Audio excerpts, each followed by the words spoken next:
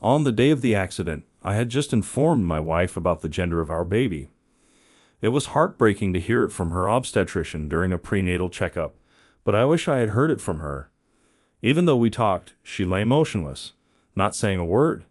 I've been living like a slacker since losing my wife and our baby. I just wish I could join them soon.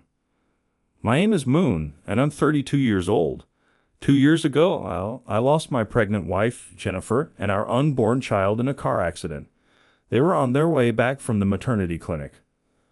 I used to accompany her to every prenatal checkup, but that day I couldn't get off work, so she went alone.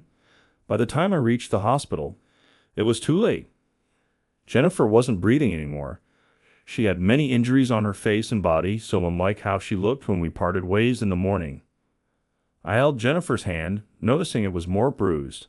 The hospital staff told me it seemed she was trying to protect her belly, which explained the injuries. I couldn't stop crying after hearing that. She had said just the other day, "Moon, can I truly become a good mom?" I told her she was already amazing. Jennifer put our child's life before her own, showing her kindness and strength. The hospital where Jennifer and our baby were taken was also where she had her prenatal checkups. As I grieved next to my wife and child, our doctor came over. His eyes, usually filled with smiles, were now red and teary. "I had just told your wife about the gender of the baby today. It's truly heartbreaking." "It was a boy," he said before leaving. I knelt beside Jennifer, murmuring, "I wish I could have seen you hold him." My words echoed faintly, deepening my loneliness. Consumed by grief, I couldn't sleep at night and drowned my sorrows in alcohol. Though I went to work, I was demotivated and just went through the motions. After 2 years, a slight change occurred in my routine. On my days off, instead of staying home, I started visiting the park. There, I often saw a mother and her son, Emily and Jake. I got to know them when Jake, who was 4, hurt himself, and I helped treat his wound. The park is between my apartment and the supermarket, so I'd see them often. Emily and I began talking, but it wasn't the only reason I started talking to her. She reminded me of my late wife, although their personalities were different. Emily is energetic and a single mother, while my late wife was reserved and quiet. Jake, however, resembles my late wife more. He's shy and introverted.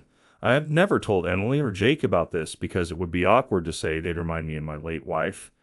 Today, on my day off, as I headed to the supermarket, I stopped by the park. "Hey, Moon, will you play with me today?"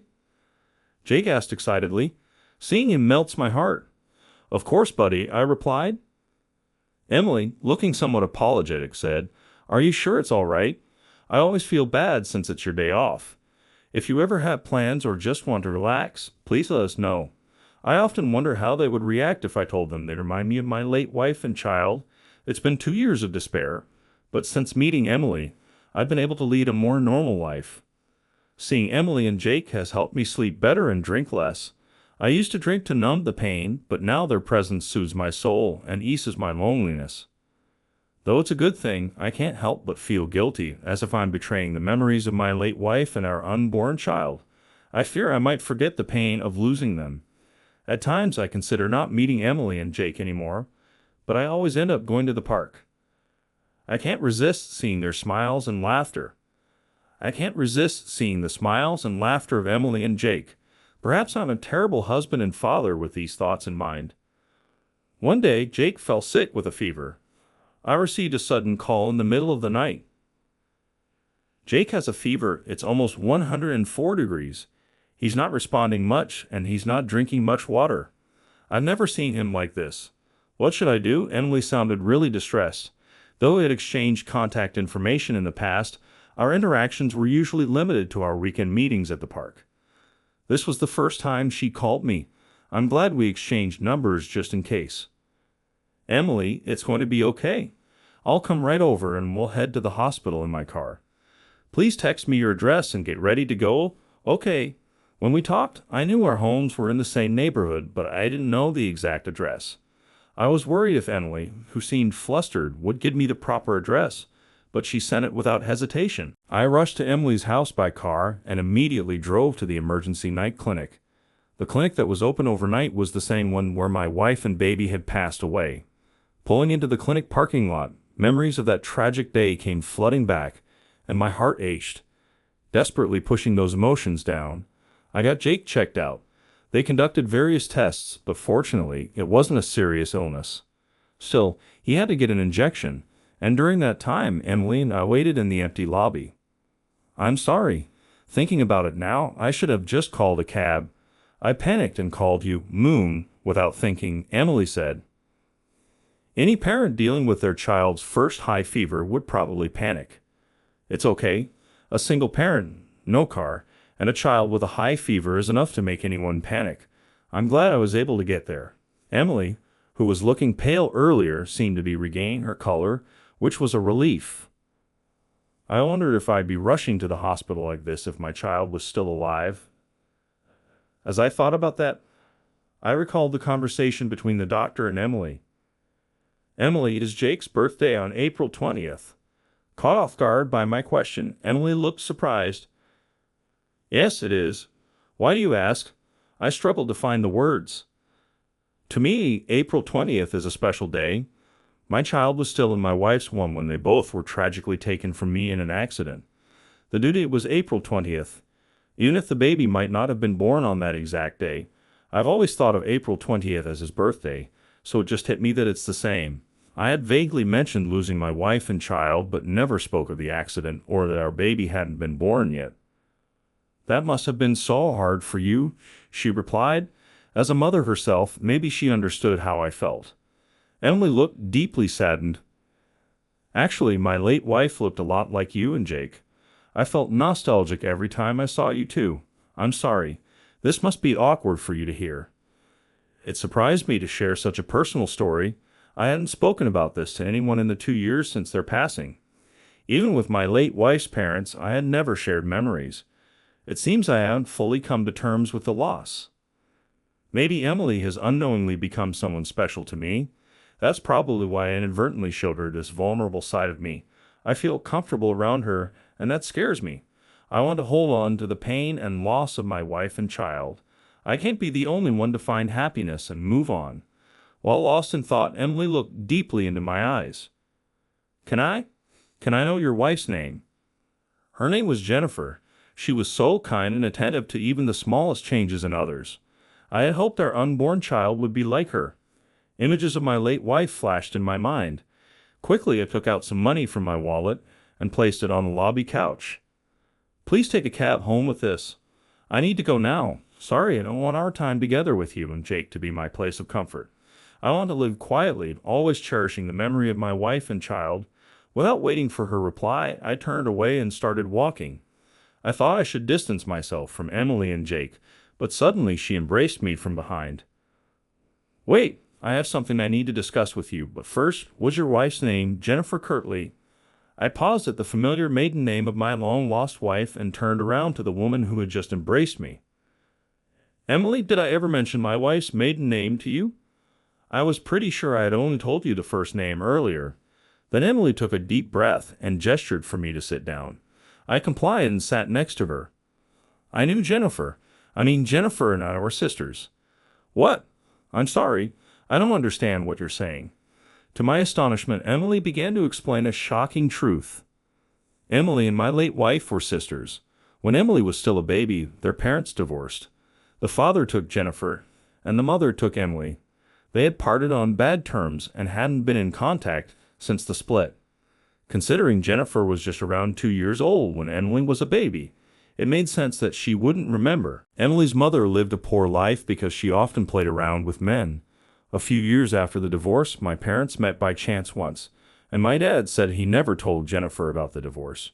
She believed that the woman my dad dated after the divorce was her real mother, so he had no intention of letting her know about my mom and me. Jennifer's parents are still alive, but I never heard such a story from Jennifer or my in-laws. My in-laws are relatively well off, and the family got along really well. The fact that Jennifer was not related to her mother-in-law by blood was something she intended to take to her grave. My voice trembled as I processed the shocking revelation. Emily, did you know that Jennifer's husband is me? No, I thought I was an only child. I was told my dad passed away. About 6 months ago, my mom passed away from an illness. Before she died, she told me about my father and sister. Just before Emily's mom passed away, Emily had divorced Jake's dad. The reason was Jake's dad's violence. I could have endured it if it was just me, but when he started hitting Jake, I realized I couldn't go on like this. With no mother and now no husband, I felt lonely and insecure, wondering if I could raise Jake on my own. So I thought of coming to this place where my dad and sister had lived. Even without meeting them, just knowing that her father and sister lived in this place, perhaps in a town like Nebraska, might have provided some solace to Emily. Out of curiosity, I confirmed the name of Emily's father, and sure enough, it matched my father-in-law's name. Indeed, Emily and my late wife Jennifer were sisters. It kind of makes sense now that you and Jake look like Jennifer. Jake's birthday and the expected birth date of the baby Jennifer was carrying were the same. I know it's a coincidence, but I feel a connection, I said, recalling Jennifer's smiling face. Yes, but Jennifer grew up in a happy family and married you, while I lived a hard life being oppressed by my husband. Now, even my sister isn't in this world anymore. Maybe I'm destined to be alone. I reached out to embrace Emily, but withdrew my hand. I told myself that I shouldn't be happy with someone else so that I wouldn't forget my wife and child. The two of us sat in silence until Emily finally spoke up. I've fallen for you, Moon, but when I think about how Jennifer, a sister I never met, might feel, I get scared. Maybe we shouldn't see each other anymore. I wanted to nod in agreement, but found myself frozen. Just then, Jake, who had finished his injection, returned with a nurse. He looked much better than before, still a bit wobbly but able to walk on his own. A sigh of relief escaped my lips. Jake, let's go home. I'll drive. You rest up, all right? As I spoke, Jake nodded but then said something puzzling. You know, I had a fever and it was really high, but then a woman holding a baby stroked my head. She was like a mom, a very kind person. Both I and Emily were taken aback upon hearing this and exchanged glances. This was because we were just talking about a woman who looked a lot like Emily. You know, that lady wanted to speak with Mom and Moon. She said, I wish you happiness. I told her I didn't understand, but she just smiled. I'm so confused. It became clear that my wife had come to visit Jake. That I wish you happiness must have been about me and Emily.